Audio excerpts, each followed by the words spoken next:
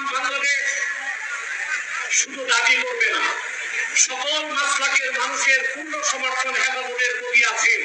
কারণ হেফাজত হচ্ছে বাংলাদেশে সর্ববৃহৎ ইসলামী অরাজনৈতিক সংগঠন। আজ আমি এই জনতার পক্ষ থেকে, বাংলাদেশের কোটি কোটি মুসলমানের পক্ষ থেকে হেফাজতের সম্মানিত আমিরের কাছে বলবো, হেফাজত রাজনীতিতে যাবে না, কিন্তু রাজনীতি নিয়ন্ত্রণ করতে হবে। ৫৩ বছরের ইতিহাস আমাদের কলঙ্কিত। আলেম ওলামা পীর মাশায়েখ আর মাদ্রাসা ছাত্রদের পবিত্র রক্তে পা রেখে তারা ক্ষমতায় যায়, আর ক্ষমতায় যে ইসলাম ও মুসলমানকে চ্যালেঞ্জ করে। এ সুযোগ আর দেওয়া হবে না। অনতি বিলম্বে বিতর্কিত নারী কমিশনের সমস্ত প্রস্তাব বাতিল করলেই হবে না। যে নারী নামে হিজড়াগুলোই দুঃসাহস করেছে, গ্রেফতার করে তাদেরকে আইনের আওতায় আনতে। আরেকটি বিষয় হচ্ছে, ডক্টর ইউনূসকে বক্তব্য পরিষ্কার করতে হবে। ১৬ বছর ভারতীয় আধিপত্যবাদের বিরুদ্ধে আমরা রক্ত দিয়েছি।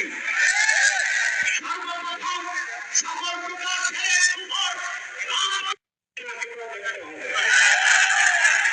হেফাজত ইসলাম বাংলাদেশ শুধু দাবি করবে না, সকল মাসলাকের মানুষের পূর্ণ সমর্থন হেফাজতের প্রতি আছে। কারণ হেফাজত হচ্ছে বাংলাদেশে সর্ববৃহৎ ইসলামী অরাজনৈতিক সংগঠন।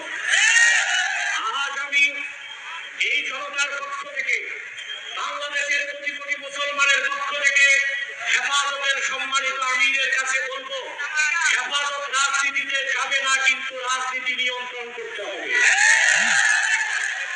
৫৩ বছরের ইতিহাস আমাদের কলঙ্কিত।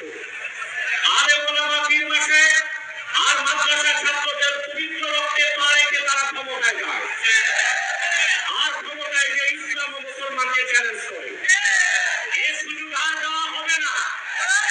অনতি বিলম্বে বিতর্কিত নারী কমিশনের সমস্ত প্রস্তাব বাতিল করলেই হবে না। যে নারী নামে হিজড়াগুলোই দুঃসাহস করেছে, গ্রেফতার করে তাদেরকে আইনের আওতায় আনতে।